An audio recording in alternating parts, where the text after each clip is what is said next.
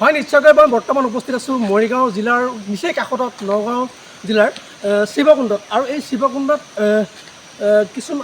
শিৱকুণ্ডত আহি উপস্থিত হৈছোঁ।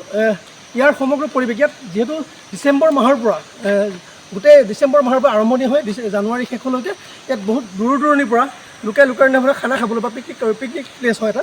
আৰু ইয়াত মন্দিৰ আছে।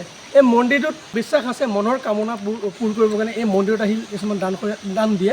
আৰু মই এই কেমেৰা সতীৰ্থক দেখাবলৈ অনুৰোধ কৰিম যে মন্দিৰৰ ভিতৰ চোৱাৰ পৰিৱেশ আৰু সহযোগে দেখুৱাব আপোনালোক কি ধুনীয়া মন্দিৰৰ ভিতৰত শিৱ মন্দিৰৰ ভিতৰলৈ গৈ দেখুৱাব।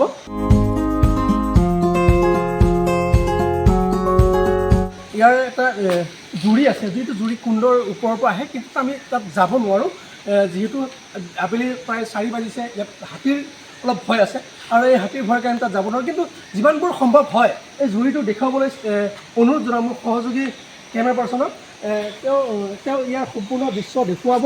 কি ধুনীয়াকৈ ওপৰৰ পৰা পাহাৰৰ ওপৰৰ পৰা পানী বৈছে তললৈ নিজৰা হয়। আৰু ইয়াত আৰু এটা কথা ক'ব লাগিব যে ইয়াত যিটো জুৰি হয় এই জুৰিটোত আহি বিভিন্ন লোকে গা ধুৱে, তেওঁৰ মনৰ কামনা পূৰ হ'বৰ কাৰণে ইয়াত গা ধুৱে, পূজা অৰ্চনা কৰে। এয়া হ'ল শিৱকুণ্ডৰ।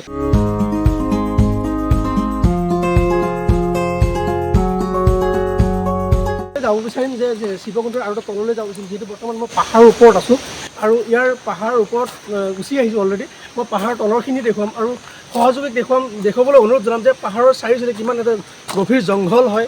ইয়াত আমি দিনতে আহিব লাগে, কিন্তু সন্ধিয়াৰ পিছত 4 বজাৰ পিছত ইয়াত সম্পূৰ্ণ নিষিদ্ধ কৰা হয়। ইয়াত আহিবলৈ নোৱাৰে যিহেতু হাতীৰ বা জীৱ জন্তুৰ অলপ ভয় থাকে। আৰু মোৰ সহযোগে দেখুৱাই আছে আপোনালোকক কি ধুনীয়া পাহাৰৰ দৃশ্য এয়া।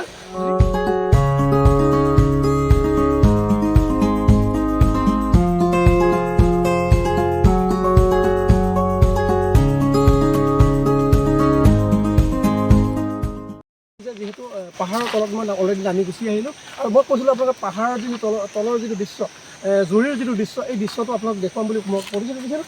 আৰু মই পোনে পোনে এই দৃশ্যৰ এই যিটো পাহাৰৰ যিটো জুৰিৰ দৃশ্য দেখুৱাবলৈ মই বহুতক অনুৰোধ জনাই আছোঁ।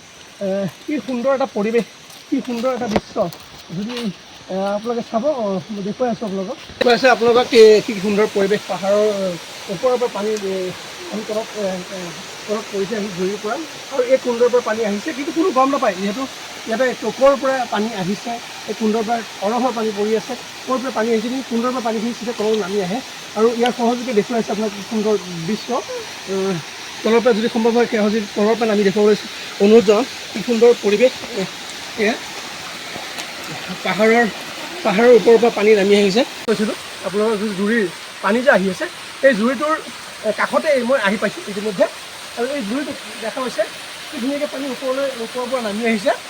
আৰু কোনোবাই যদি পিকনিক খাম বুলি বা খানা খাম বুলি আহিছে ইয়াত আহি হেৰি কৰক, আপোনালোকে আহিব। নগাঁও জিলাৰ মৰিগাঁৱৰ নিচেই কাষত এই ঠাইখিনি শিৱকুণ্ড অতি জনপ্ৰিয় ঠাই হয়। জানুৱাৰী মাহৰ প্ৰথম ভাগতে বা ডিচেম্বৰৰ পৰা ইয়াত আহি বিভিন্ন লোকাৰণ্য হৈ থাকে, বহুত জেগাৰ পৰা আহে মানুহ। আৰু জুৰিটো মই দেখুৱাব বিচাৰিম, জুৰিটো কি ধুনীয়াকৈ পানী তলৰ পৰা ওপৰৰ পৰা নামি আহিছে আৰু কি সুন্দৰ পৰিৱেশ। এটা কথা কিছুমান শাস্ত্ৰৰ কিছু কথা নাজানো যদিও মই ইয়াত কিছুমান আহে কৈছোঁ, যিহেতু পাহাৰৰ তলত নামি গৈ আছোঁ, চিৰিৰে বগাই গৈছোঁ। ইয়াৰ তলৰ দৃশ্য আপোনালোকক দেখুৱাম যে ইয়াতে বহুত ওপৰত গুচি আহিছিলোঁ আমি, চিৰিৰে নামি গৈছোঁ। আৰু তলৰ যিখিনি জুৰিৰ যিটো দৃশ্য আৰু এই দৃশ্যটো দেখুৱাবলৈ কি ধুনীয়া সুন্দৰ দৃশ্য হয় এই শিৱকুণ্ডৰ। আৰু যদি মোৰ সতীৰ্থক যদি সম্ভৱ হয় ইয়াৰ পৰিৱেশ পাহাৰৰ ওপৰৰ পৰা দেখুৱাবলৈ চেষ্টা কৰিম যে কি ধুনীয়া পৰিৱেশ এটা ইয়াত বিৰাজ কৰিছে শিৱকুণ্ডত। আৰু এই শিৱকুণ্ডৰ দৃশ্য মোৰ সহযোগে দেখুৱাই আছে আপোনালোকক কিমান সুন্দৰ পৰিৱেশ ইয়াতে পাহাৰৰ ওপৰৰ পৰা কি সুন্দৰ দৃশ্য। জানুৱাৰী মাহৰ প্ৰথম ভাগতে বা ডিচেম্বৰ মাহৰ পৰা আৰম্ভণি হয়। ইয়াত খানা খাব আহে, বিভিন্ন ঠাইৰ পৰা খানা খাব আহে। পিকনিক প্লেচ, ধুনীয়া পিকনিক প্লেচ হয়। আৰু ব'লক আমি যাওঁ তললৈ। তলৰ যিখিনি জুৰি আছে বা এই দেখুৱাবলৈ আপোনালোকক চেষ্টা কৰিম। মই নামি গৈছোঁ তল